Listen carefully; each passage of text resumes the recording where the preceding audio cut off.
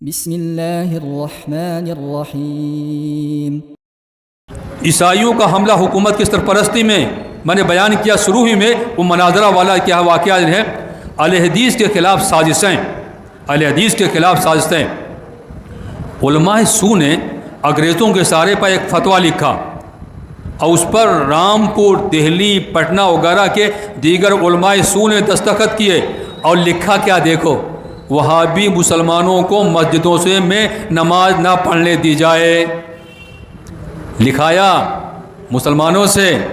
اور یہ غیر مقلد گمراہ ہیں۔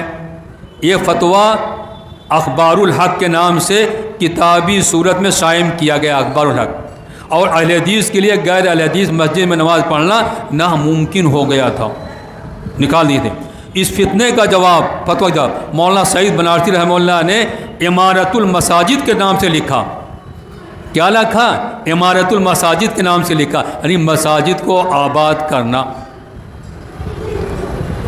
مولانا جونا گڑھی رحمہ اللہ نے اس فضول کی فتویٰ کا جواب برات اہل قرآن والحدیث من تہمت والبہتان لکھا، اہل قرآن حدیث کا برات اس بہتان سے، لکھ کر بدعتیوں کا جواب دیا۔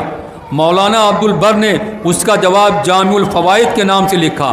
میاں صاحب میاں نذیر حسین محدث دہلوی شیخ الکل فی الکل نے معیار الحق کتاب لکھ کر بدعتی دنیا میں زلزلہ پیدا کر دیا۔ اسی درمیان مولانا لدھیانوی نے جامع الشواہد اخراج الوہابین عن المساجد لکھ کر جلتی پر تیل کا کام کیا۔ ابھی یہ تھا ہی معاملہ کہ اہل حدیثوں کو مسجد سے نکال دیا جائے، ایک مقلد نے یہ کتاب لکھا۔ مولوی نعیم الدین مراد آبادی نے تقویۃ الایمان کا رد لکھا۔ تقویۃ الایمان جانتے ہیں کس کی کتاب ہے؟ شاہ اسماعیل سعید رحمۃ اللہ علیہ۔ اس کتاب نے جو انقلاب برپا کیا، لاکھوں آدمیوں کو جو ہے صحیح دین کی طرف کر دیا، مولانا شاہ اسماعیل سعید رحمۃ اللہ علیہ۔ سب سے زیادہ چھپی جانے والی کتاب یہی تھی، اس کا رد لکھا، اس مطلب کیا ہے نامی کتاب کا چھپوا کر۔ چنانچہ نعیم الدین مراد آبادی نے لکھا، مولانا احمد سری رحمۃ اللہ نے مراد آبادی کے جواب میں اکمل البیان نامی کتاب چھپوا کر شائع کیا۔ کیا نام؟ اکمل البیان کتاب شائع کیا، دکھ بدل کیا، ان کے در کیا۔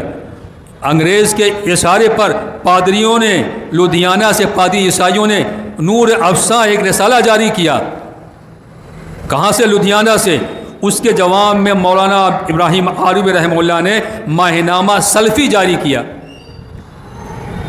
اس کے نور افساں کے جواب میں پادریوں کی ماہنامہ سلفی جاری کیا۔ تو گویا کہ اہل حدیثوں نے جس طرح سے ان لوگوں نے اپنا جو کچھ کام کیا اسی کے مقابلے میں۔ اور سن لیجئے، ہندوؤں کا مقابلہ کیا، آریہ کا مقابلہ کیا، سودھی کا مقابلہ کیا، قادیانیت کا مقابلہ کیا، انکار حدیث کا مقابلہ کیا، اور بڑے بڑے فتنوں کا، بدعتیوں کا مقابلہ کیا۔ اور آئیے حالات کے بارے میں، مولانا قاسم نانوتوی رحمہ اللہ نے دارالدیوبند کے اصولوں میں سے ایک اصول یہ لکھا ہے کہ شاہ ولی اللہ کے مکتب فکر کا پابند ہوگا یہ مدرسہ۔ کس کے؟ شاہ ولی اللہ کے مکتب فکر کا پابند ہوگا۔ اب ذرا غور کیجئے، شاہ ولی اللہ نے حجت البالغہ میں اپنی فکر اس طرح بیان کی، چاروں اماموں کی تقلید کا رد کیا۔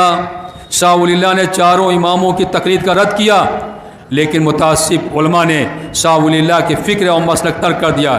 صرف لفظی دعویٰ باقی رہا اور تقلید شخصی کو فرض قرار دینے کے لیے کتابیں لکھنی شروع کر دیں، اور نانوتوی کے اصول کو پامال کرتے ہوئے دیوبند میں داخلے کے لیے طالب علم کا حنفی اور مقلد ہونا لازم گردانا گیا۔ اور جب کبھی دارالعلوم کے مدرسین اور انتظامیہ میں پتہ چلتا کہ فلاں طالب علم غیر مقلد ہے تو اسے دارالعلوم سے دھکے دے کر نکال دیا تھا اور دارالعلوم کو خارج کر دیا تھا۔ جیسے کہو کہ دلیل کیا ہے؟ 1954-55 کی بات ہے، دارالعلوم دیوبند سے 60 لڑکے نکالے گئے، اور کون لڑکے تھے؟ اہل حدیث۔ محض اہل حدیث ہونے کے جرم میں خارج کیا گیا۔ اس میں مولانا عبدالصبور صاحب بھی تھے، جو یہاں پر استاد تھے، یہ بھی اس میں تھے، مطلب کیا۔ اور اسی وقت جب نکالا گیا، آزادی کے بعد مسلمانوں کے اندر جو افراتفری تھی، اہل حدیثوں کا سب سے زیادہ نقصان ہوا۔ دلی مدرسہ برباد ہو گیا اور افراتفری ہو گئی، پاکستان چلے گئے۔ چنانچہ اور اس حالت میں ایسے ہوا، وہیں سے کوشش کی گئی کہ اپنا ایک مرکزی ادارہ ہونا چاہیے، اور اس کے بعد مرکزی دارالعلوم بنیاد کی تو 1963 میں بنیاد رکھی گئی، اور بڑی کوشش کی لوگوں نے جب یہ مطلب کہ پا گیا۔ ہم نے اختصار کے ساتھ بیان کیا، بہت مطلب کی ہے خدمات حدیث۔ الحمدللہ علماء حدیث نے بر صغیر میں اپنی محنت کے شاخہ سے ہر حال میں حدیث کی سماع کو فروزہ رکھا۔ علماء حدیث کے مسائی کی بدولت پورا ہندوستان قال اللہ و قال رسول کی دل نواز صداؤں سے گونج اٹھا۔ جا بجا تدریس حدیث کے گلگلے بلند ہو گئے، سنت کے احیاء کی لہر پیدا ہو گئی۔ حضرت میاں سید حسین محدث دہلوی کے تلامذہ نے ہندوستان بھر میں پرچم حدیث کا بلند کیا، حدیث کا پرچم بلند کیا۔ حدیث کے فجود و برکات عام ہو گئے۔ تحریک الحدیث ایسی مؤثر اور زوردار تھی کہ تقلید جامد کی کوئی بندھن ان کے سامنے اڑ نہ سکی، بلکہ حدیث و سنت کے اس فیضان سے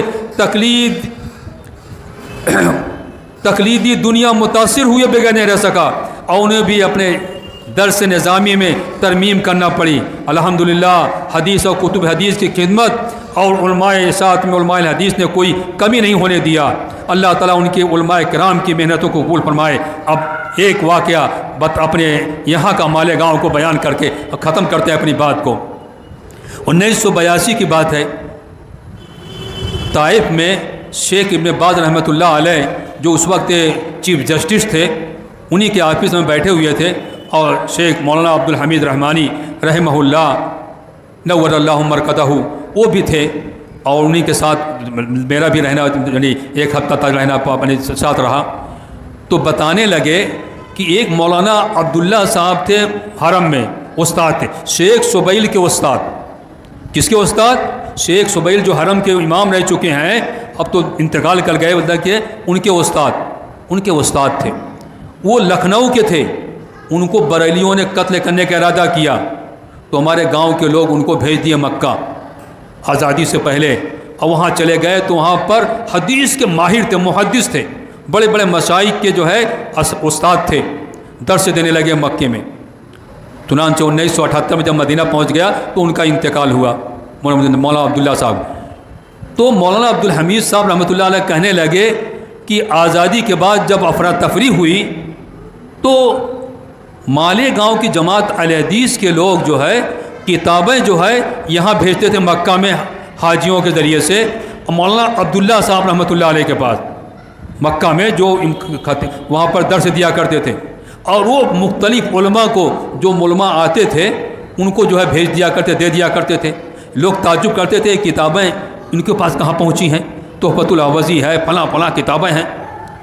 چنانچہ میں 1982 کے بعد میرا یہاں پر تدریسی خدمات دینے کے لیے مجمع محمدیہ میں ہو گیا، تو مولانا یہ حاجی عبدالرحمن سردار سے کے پاس آتا جاتا رہا۔ ایک دن میں نے تذکرہ کیا ان سے کہ ایسے بات پائی گئی، مولانا عبدالحمید رحمۃ اللہ علیہ نے کہا، ذکر کیا، کہا ہاں مجھ کو کتابیں، میں 1959 میں گیا تھا، 58 یا 59 میں حج کے لیے گیا تھا، تو یہاں سے جو حاجی جاتے تھے اہل حدیث، تو کچھ لوگ جو ہے کہ ڈاکٹر سعید صاحب کے والد اور رشتہ دار یا اور دوسر جو ہے اہل حدیث لوگ، ان سے حاجیوں سے کتابیں بھیجتے تھے کہ لے جا کے مولانا عبداللہ صاحب کو دے دیجیے گا، لکھنوی کو دے دیجیے گا، وہ کتابوں کو تقسیم کرتے تھے۔ تو الحمدللہ ہر لوگوں نے جو اہل حدیث مذہب کو اختیار کر لیا، اپنی بھر کوشش کی، اللہ تعالیٰ ان تمام کوششوں کو کیا ہے قبول فرمائے، اس لیے کہ نجات جو ہے قرآن سنت پر ہے، قرآن سنت پر ہے۔ بہت سے لوگوں کو آپ پائیں گے بہت زیادہ محنت کرنے والے،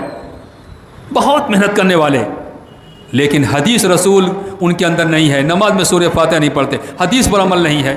اب اللہ پر معاملہ ان کا ہے کہ ان کی نماز قبول ہوتی ہے کہ نہیں ہوتی ہے۔ اللہ تعالیٰ سے ہمیشہ خیر کی دعا کرنی چاہیے۔ اللہ تعالیٰ ہماری دعاؤں کو قبول کرے، ہماری محنتوں کو قبول فرمائے، ہمارے جو وفات پا گئے جنہوں نے دینی خدمات کی ہیں، اللہ تعالیٰ ان کی قربانی کو قبول فرمائے، اور ہماری نئی نسل کو بھی توفیق دے دین کی طرف راغب ہوں۔ وآخر دعوانا الحمدللہ رب العالمین۔